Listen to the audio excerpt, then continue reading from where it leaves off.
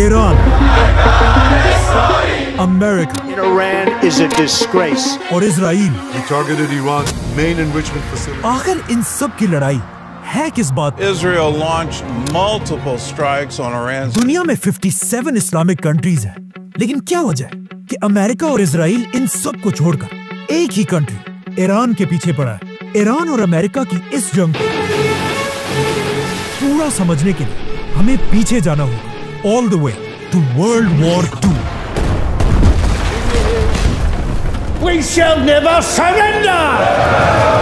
World war 2 में दुनिया की हर कंट्री के पास सिर्फ दो ऑप्शंस थे कि या तो वो ब्रिटिश एम्पायर का साथ दे और या हिटलर का, dass ich mich in diesen Jahren für dich eingesetzt habe. जिसमें दुनिया के ज्यादातर कंट्रीज ने ब्रिटिश एम्पायर का साथ दिया, लेकिन उस वक्त ईरान के बादशाह ने ब्रिटिश एम्पायर को छोड़कर हिटलर के साथ हाथ मिलाया, Ich für dich eingesetzt. जिसके बाद ईरान और जर्मनी बहुत ही क्लोज दोस्त बनने लगे और ये बात ब्रिटिश एम्पायर को बिल्कुल पसंद नहीं थी। इसीलिए ब्रिटेन ने हर तरफ से ईरान पर हमला कर दिया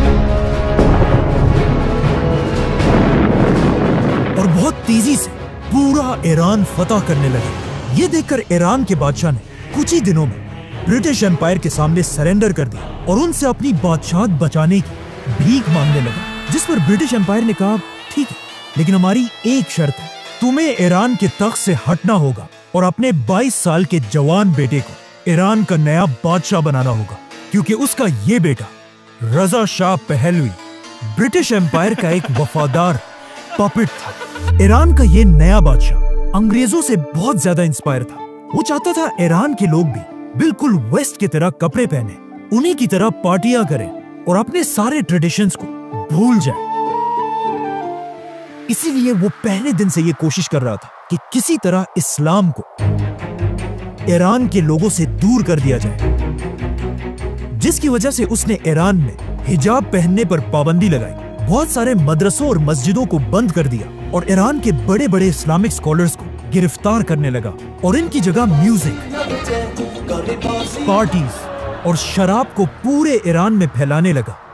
यहाँ तक एक टाइम ऐसा आया कि ईरान में इतनी शराब बनने लगी कि ईरान जैसा इस्लामिक मुल्क दुनिया को शराब एक्सपोर्ट करने लगा। ईरान के इस बादशाह का ख्याल था कि वो जो भी कर रहा है बहुत ही अच्छा काम कर रहा है। I mean to be, as you say, the king of kings. यहाँ तक कि उसने एक दिन सऊदी के किंग फैसल को कहा कि तुम ये क्या पुराने जमाने में रह रहे हो, तुम्हें चाहिए कि सऊदी को भी बिल्कुल वेस्ट की तरह एक लिबरल कंट्री बना। लेकिन सऊदी के किंग फैसल ने ऐसा करने से इनकार कर दिया।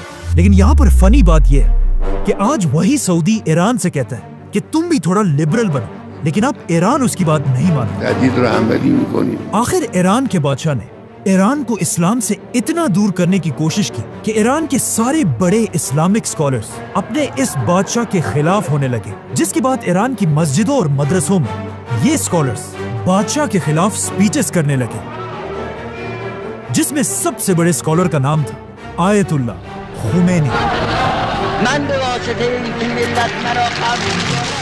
खुमैनी और उसके फॉलोअर्स ईरान की आवाम को बादशाह के खिलाफ बगावत के लिए भड़काने लगे। आखिर खुमैनी की ताकत ईरान में इतनी बढ़ गई कि ईरान के बादशाह ने उसे गिरफ्तार करके ईरान से हमेशा के लिए बाहर निकाल दिया, जिसके बाद इमाम खुमैनी ईरान को छोड़कर इराक में रहने लगे, जहां एक यंग लीडर उसकी हर हरकत को बहुत गौर से नोट कर रहा था, सद्दाम हुसैन। आहिस्ता आहिस्ता सद्दाम हुसैन भी खुमैनी की ताकत को देखकर उससे डरने लगा। यहाँ तक कि एक दिन उसने ईरान के बादशाह से कहा कि अगर आप चाहते हैं तो मैं खुमैनी को साइड पे करके उसे गोली मार देता हूँ, जो सद्दाम के लिए एक बहुत ही आम बात थी और इसे हम पूरा एक्सप्लेन कर चुके हैं। लेकिन ईरान के बादशाह ने कहा कि नहीं, इसे मारने की कोई जरूरत नहीं, ये बुड्ढा खुमैनी मेरा कुछ भी नहीं बिगाड़ सकता। इमाम खुमैनी इराक में बैठकर अपनी स्पीचेस को कैसेट्स में रिकॉर्ड करने लगा, जिन्हें फिर बहुत सीक्रेटली स्मगल करके पूरे ईरान में फैला दिया जाता था। और खुमैनी की बातें सुनकर लोग इतना इंस्पायर होते थे कि वो आहिस्ता आहिस्ता ईरान के बादशाह से ज्यादा इमाम खुमैनी को अपना लीडर मानने लगे। लेकिन फिर भी ईरान के बादशाह को हटाना कोई आसान काम नहीं था, क्योंकि उसके पास एक बहुत ही खतरनाक फौज और सुपर पावर अमेरिका का फुल सपोर्ट हासिल था। America gave us generous and valuable financial and military assistance. और वो मुसलमान दुनिया में अमेरिका का फेवरेट पपेट था। लेकिन यहाँ पर जब ईरान का बादशाह अपनी ताकत की पीक पर था, उसने अपनी जिंदगी की सबसे बड़ी गलती की। The flames of Persia.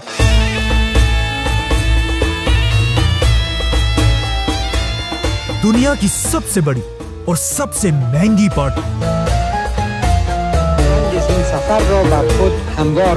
अचानक एक दिन ईरान के बादशाह ने ऐलान किया, द ग्रेट पर्शियन एम्पायर को दोबारा जिंदा करने के लिए ईरान में दुनिया की सबसे बड़ी पार्टी होगी। ये एक ऐसी पार्टी थी जिसमें दुनिया के सारे लीडर्स और बड़े बड़े सेलिब्रिटीज इनवाइट किए जाएंगे। ईरान का बादशाह उसी पर्शियन एम्पायर को दोबारा जिंदा करना चाहता था। در این روز بزرگ تاریخ ایران जिसे आज से बहुत साल पहले हजरत उमर बिन खत्ताब की खिलाफत में मुसलमानों ने तबाह कर दी। इस पार्टी के लिए ईरान के डेजर्ट के बीच में एक नई सिटी बनाई गई और अपने वीआईपी मेहमानों के लिए ईरान के बादशाह ने 600 लेमोजीन्स मंगवाई, सोने की प्लेट्स में खाना खिलाया, जिसके बाद ईरान के बादशाह ने सबको अपने सामने खड़ा किया और अपने सोने के तख्त पर ऐसे बैठा कि अब वही पर्शियन एम्पायर का नया शहंशाह है।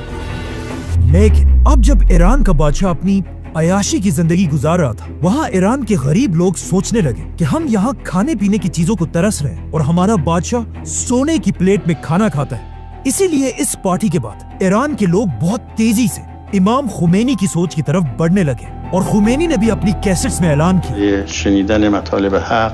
कि ईरान का बादशाह आज के दौर का यजीद है। आहिस्ता आहिस्ता खुमैनी ईरान में इतना ताकतवर हुआ कि ईरान के बादशाह को समझ आ गई कि अब उसे सिर्फ एक ही ताकत खुमैनी से बचा सकती है, सुपर पावर अमेरिका। तो वो बिल्कुल अपने बाप की तरह जाकर सुपर पावर्स के सामने भीख मांगने लगा,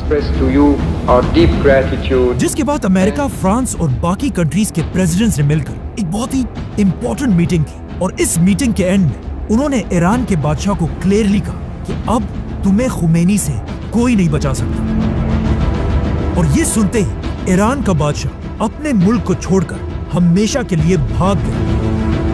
जैसे ही खुमैनी को पता चला कि ईरान का बादशाह उसके खौफ की वजह से ईरान को छोड़कर भाग चुका है, तो इमाम खुमैनी 14 साल एग्जाइल में रहने के बाद फाइनली ईरान की तरफ रवाना हुआ।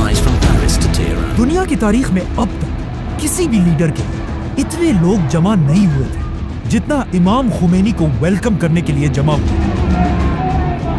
70 लाख लोगों ने इमाम खुमैनी को ईरान में वेलकम किया, जो एक वर्ल्ड रिकॉर्ड था। जैसे ही खुमैनी ईरान पहुंचे, ईरान की जमीन से पहली बार डेथ टू अमेरिका और डेथ टू इजराइल के नारे लगने लगे।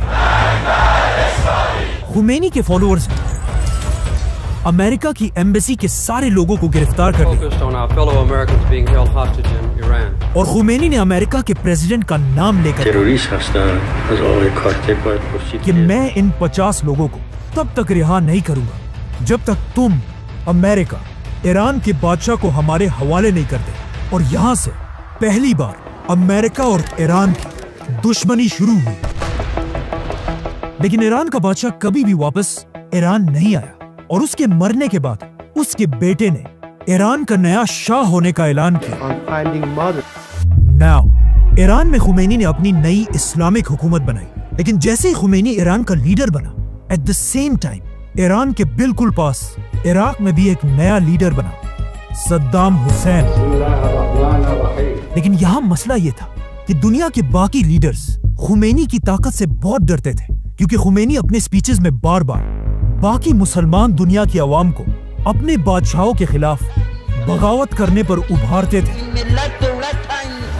ये देखकर इराक के लीडर सद्दाम हुसैन ने अमेरिका और अरब लीडर्स के कहने पर खुमैनी पर हमला कर दिया और 8 साल तक ईरान और इराक के दरमियान एक बहुत ही सख्त जंग हुई।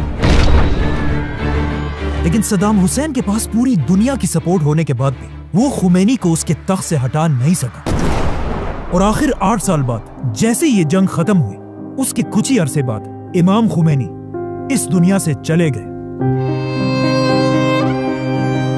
खुमैनी का जनाजा दुनिया की तारीख का सबसे बड़ा जनाजा था, क्योंकि उसके जनाजे में 1 करोड़ लोग शामिल थे, जो आज तक Guinness book of world records में किसी भी लीडर के लिए दुनिया की सबसे बड़ी गैदरिंग है। जिसके बाद ईरान के मिनिस्टर्स ने मिलकर खुमैनी के बाद अपना नया लीडर चूज किया, आयतुल्लाह खुमैनी का स्टूडेंट आयतुल्लाह अली खामेनाई, जो आज तक ईरान का सुप्रीम लीडर है। इराक के साथ जंग खत्म होने के बाद ईरान के लीडर्स को समझ आ गई कि अब अमेरिका और इजराइल उनका पीछा कभी नहीं छोड़ेंगे जब तक ईरान के पास अपना खुद का एटम बॉम्ब ना हो। लेकिन अब मसला यह था कि एटम बम बनाना कोई आसान काम नहीं है, ये एक बहुत ही मुश्किल टेक्नोलॉजी है और उस वक्त कोई भी ईरान को ये टेक्नोलॉजी देने के लिए तैयार नहीं था। तो अब ईरान किसी ऐसे मिरेकल का इंतजार कर रहा था कि दुनिया का कोई मुल्क उसकी एटम बॉम्ब बनाने में मदद करे। और अजीब बात यह है कि एग्जैक्टली ऐसा ही हुआ। ईरान के बिल्कुल करीब एक मुल्क, दुनिया की पहली इस्लामिक कंट्री पाकिस्तान ने अपना पहला एटम बॉम्ब बनाया। Pakistan today successfully conducted 5 nuclear tests. Pakistan का एटम बम बनाने के बाद अब्दुल कदीर खान बहुत ही सीक्रेटली ईरान को एटम बम बनाने के लिए सेंट्रीफ्यूज टेक्नोलॉजी भेजने लगे। एटम बम बनाने के लिए सेंट्रीफ्यूज मशीन सबसे इंपॉर्टेंट चीज है, जो आसान अल्फाज में बिल्कुल एक वॉशिंग मशीन की तरह घूमता रहता है, लेकिन इसमें कपड़ों के बजाय यूरेनियम डाला जाता है। अगर इस मशीन में यूरेनियम को थोड़ी देर के लिए रखा जाए 5% तक, तो उससे बिजली बनती है। लेकिन अगर यूरेनियम को बहुत देर तक इस मशीन में रखकर घुमाया जाए 90% तक, तो उससे एटम बॉम्ब बनता है। ईरान पाकिस्तान की इस टेक्नोलॉजी को यूज करके बहुत तेजी से न्यूक्लियर प्लांट्स बनाने लगा। लेकिन जैसे ईरान ने ये सब करना शुरू किया, अमेरिका को किसी तरह इस सब की खबर मिल गई। अब पाकिस्तान का एटम बम तो अमेरिका को फिर भी किसी हद तक कबूल था, क्योंकि पाकिस्तान अमेरिका का बहुत ही वफादार मुल्क है। Beggars can't be choosers. हमें अपनी कौम का पेट पालना है। और पाकिस्तान चाहे जो भी हो जाए, अमेरिका के खिलाफ कभी नहीं जा सकता, The government of Pakistan. क्योंकि पाकिस्तान और अमेरिका बहुत ही पुराने दोस्त हैं। Honor to be with my friend. लेकिन ईरान पाकिस्तान से बिल्कुल ऑपोजिट, बार बार अमेरिका की आंखों में आंखें डालकर उसे धमकियां देता था। इसीलिए जैसे ही अमेरिका को ईरान के इस प्रोजेक्ट का पता चला, अमेरिका का प्रेसिडेंट पूरी दुनिया के सामने आया और उसने अपनी स्पीच में कहा कि दुनिया में कुछ मुल्क ऐसे हैं जो अपने लिए केमिकल और एटम बॉम्ब बनाना चाहते हैं। एक इराक का सद्दाम हुसैन और दूसरा ईरान का खामेनाई, जिसका आज पूरी दुनिया को पता है कि ये एक बहुत बड़ा झूठ। George Bush made a mistake. George Bush की इस स्पीच के कुछ ही अरसे बाद अमेरिका ने सद्दाम हुसैन पर हमला कर दिया और इराक में हजारों लोगों को मारकर सद्दाम की हुकूमत खत्म कर दी। सद्दाम हुसैन की हुकूमत को इतनी आसानी से तोड़ने के बाद अमेरिका को इस बात का पता चला कि वो दुनिया के किसी भी मुल्क पर झूठा इल्जाम लगाकर उस पर हमला कर सकता है। इसीलिए अफगानिस्तान और इराक पर हमले के बाद अब अमेरिका का अगला शिकार ईरान था। और अमेरिका बार बार दोबारा ये झूठ बोलने लगा कि ईरान के पास भी एटम बॉम्ब्स है, जिसके बाद अब पूरी दुनिया की नजरें ईरान के लीडर आयतुल्लाह खामेनाई पर थी। और ये ईरान पर हमला करने का बेस्ट टाइम था, क्योंकि ईरान के एक तरफ अफगानिस्तान में अमेरिका की बहुत बड़ी फौज थी और ईरान की दूसरी तरफ इराक भी अमेरिका की फौज से भरा हुआ था। मतलब अमेरिका ने ईरान को हर तरफ से घेर लिया था। तो अब पूरी दुनिया की नजरें ईरान के लीडर आयतुल्लाह खामेनाई पर थी कि वो किस तरह अपने मुल्क ईरान को सुपर पावर अमेरिका से बचाएगा। और यहाँ पर खामेनाई ने एक ऐसी बात कही जिससे अमेरिका के पास ईरान पर हमला करने के सारे बहाने टूट गए। खामेनाई, जो इस्लामिक दुनिया का एक बहुत बड़ा स्कॉलर है, उन्होंने एक फतवा दिया कि इस्लाम में मुसलमानों के लिए एटम बॉम्ब बनाना हराम है, क्योंकि इस्लाम तो हमें ये सिखाता है कि जंग के मैदान में भी किसी भी बच्चे, बूढ़े या औरत को नहीं मारा जा सकता। इवन जंग में दरख्तों को भी काटने की इजाजत नहीं है। लेकिन एटम बॉम्ब एक ऐसी चीज है जो बिना कुछ देखे हर चीज तबाह कर देती है। इसीलिए ईरान के खामेनाई ने एटम बॉम्ब को मुसलमानों के लिए हराम कहा और साथ ही ऐलान किया कि ईरान का एटम बॉम्ब बनाने का कोई इरादा नहीं है और ईरान के दरवाजे सबके लिए खोल दे। और साथ ये ऐलान किया कि दुनिया की कोई भी एजेंसी ईरान आकर खुद देखे कि ईरान का एटम बम बनाने का कोई इरादा नहीं है। लेकिन यूएन की टीम ने ईरान जाकर ये देखा कि ईरान के सारे न्यूक्लियर प्लांट्स बिल्कुल उसी डिजाइन पर बने हैं जिस तरह पाकिस्तान में बनाए गए हैं। और पूरी दुनिया को समझ आ गई कि ईरान ने ये टेक्नोलॉजी पाकिस्तान से खरीदी है। और पाकिस्तान पर इतना प्रेशर बढ़ने लगा कि खुद अब्दुल कदीर खान ने टीवी पर आकर इस बात को एक्सेप्ट की और फिर सबसे माफी मांगी। That much of it is true. और पाकिस्तान ने दुनिया को खुश करने के लिए अब्दुल कदीर खान को गिरफ्तार करके उसे अपने ही घर में बंद कर दिया। खामेनेई के इस फतवे के बाद अमेरिका के पास ईरान पर हमला करने का अब कोई बहाना नहीं था। लेकिन दुनिया में एक कंट्री ऐसी थी जो बार बार अमेरिका को ईरान पर हमला करने के लिए मजबूर कर दिया। लेकिन अमेरिका ने इजराइल की बात नहीं मानी। लेकिन आहिस्ता आहिस्ता हालात बदलने लगे। ईरान के एक बहुत ही इम्पोर्टेंट आदमी ने फ्रांस में बैठकर एक बहुत ही अजीब बात लिखी कि आयतुल्लाह खामेनेई का एटम बम को हराम कहने का फतवा एक झूठा फतवा है और वो इस्लाम के एक कॉन्सेप्ट तकिया के पीछे छुप रहा है। इस्लाम में तकिया का मतलब ये है कि कोई भी शख्स अपनी जान बचाने के लिए झूठ बोल सकता है। तो इस आदमी ने कहा कि खामेनेई ने ईरान के लोगों की जान बचाने के लिए ये झूठा फतवा दिया है। और ये शख्स महमूद मुराद खानी कोई आम आदमी नहीं, खामेनेई की बहन का बेटा है। मतलब उसका अपना भतीजा था। खामेनेई की बहन और उसका ये बेटा ईरान में उसके सबसे बड़े दुश्मनों में से है। इन्हीं दिनों अमेरिका का भी ईरान पर शक बढ़ने लगा, जिसके बाद आखिर 2009 में अमेरिका ने ईरान पर बहुत ही सख्त सैंक्शंस लगाए। इस ग्राफ को देखें, अमेरिका के सैंक्शन से पहले ईरान की इकोनॉमी बहुत तेजी से ऊपर जा रही थी। लेकिन जैसे ही अमेरिका ने सैंक्शंस लगाए, ईरान की पूरी इकोनॉमी बिल्कुल बैठ गई। अमेरिका के इन सैंक्शंस के बाद ईरान जैसी ऑयल और गैस से मालामाल कंट्री बिल्कुल बैंकरप्ट होने लगी। अमेरिका की मर्जी के बगैर ईरान अपना गैस पूरी दुनिया में किसी को नहीं बेच सकता। इवन अपने करीबी मुल्क पाकिस्तान से डील के बाद भी पाकिस्तान ईरान से गैस नहीं खरीदता और ईरान की सस्ती गैस छोड़कर दूर कतर से LNG मंगवाता है। ये ऐसा ही है कि कोई किसी बड़े चौधरी के डर से अपने घर के पास वाली दुकान की चीजों को छोड़कर रोज दूर जाकर महंगी चीजें खरीदता हो। सिर्फ 3 बड़ी कंट्रीज दुनिया में ऐसी हैं जो ईरान के साथ आज भी बिजनेस करती है, चाइना, रशिया और इंडिया। आखिर अमेरिका के इन सैंक्शंस की वजह से ईरान के हालात इतने खराब हुए कि ईरान की गवर्नमेंट अमेरिका से डील करने के लिए तैयार हो गई। और आखिर अमेरिका के प्रेसिडेंट बराक ओबामा के साथ ईरान ने nuclear deal historic understanding with Iran. कि ईरान एटम बम नहीं बनाएगा, जिसके बदले में अमेरिका ईरान से सारे सैंक्शंस हटा देगा Framework would cut off every pathway that और Iran ईरान की इकोनॉमी दोबारा स्ट्रॉन्ग हो जाएगी, जो दोनों मुल्कों के लिए एक बहुत बड़ी कामयाबी थी। लेकिन पहले दिन से अमेरिका में एक शख्स ऐसा था जो इस डील के सख्त खिलाफ था, Donald Trump. I have really nothing better to do. और डोनाल्ड ट्रंप इस डील के इसलिए खिलाफ था क्योंकि अमेरिका में यहूदियों का एक बहुत बड़ा नेटवर्क है जिनके सपोर्ट के बगैर अमेरिका में कोई कुछ भी नहीं कर सकता। इसीलिए अपने पहले इलेक्शंस जीतने के कुछ ही अरसे बाद Constitution of the United States. Donald Trump ने ईरान से की हुई डील खत्म कर United States will withdraw from the Iran nuclear deal. और एक बार फिर ईरान की इकोनॉमी कमजोर करने के लिए ईरान पर सख्त सैंक्शंस लगाए, These are the highest sanctions ever imposed on a country. जिससे ईरान की इकोनॉमी एक बार फिर तेजी से गिरने लगी। लेकिन of course Iran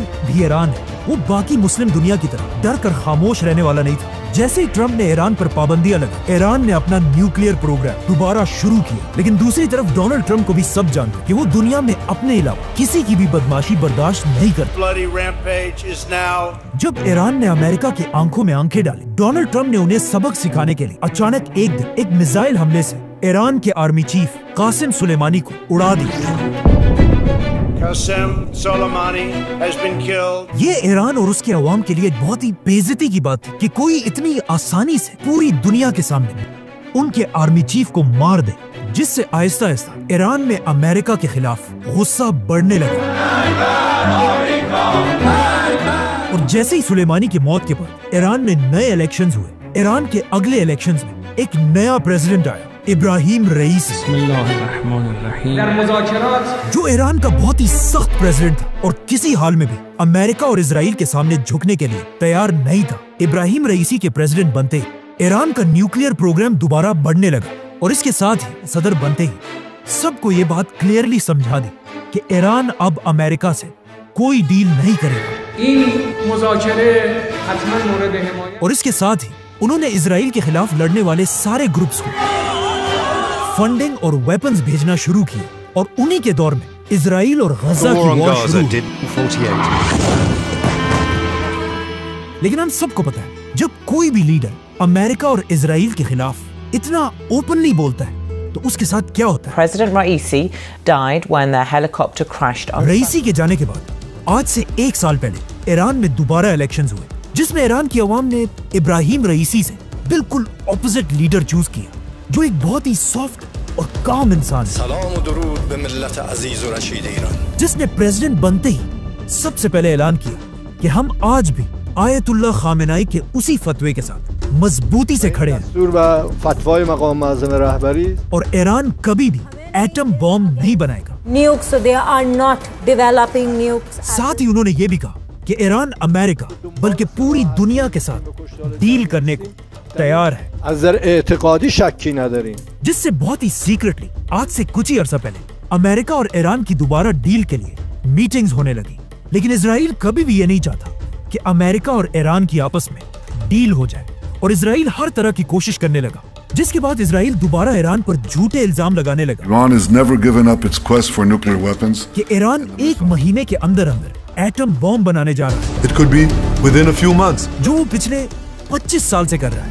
Iran has never given up its quest for nuclear weapons. Who will be the first to achieve nuclear weapons? From there, it's only a few months, possibly a few weeks. Iran could produce a nuclear weapon in a very short time. An initial device within months. ये कैसा atom bomb है जो पिछले 25 साल से 1 महीने में बनने वाला है, लेकिन आज तक नहीं बना। इजराइल ने ईरान पर यह इल्जाम भी लगाया कि ईरान बार बार अमेरिका के प्रेसिडेंट डोनाल्ड ट्रंप को मारना चाहता है। इसीलिए आज इजराइल ईरान पर हमला करके ईरान के हर उस शख्स को चुन चुन कर मार रहा है। Where at least 8 people have been killed. The top advisor to Iran's supreme leader has died after being. जो अमेरिका के साथ डील करना चाहते हैं, और इन हमलों से इजराइल यही कोशिश कर रहा है कि किसी तरह ईरान गुस्से में आकर कोई ऐसा गलत कदम उठाए जिससे सुपर पावर अमेरिका ईरान पर हमला कर दे और आज से बहुत साल पहले बनने वाली आयतुल्लाह खुमैनी की हुकूमत टूट जाए। सब्सक्राइब।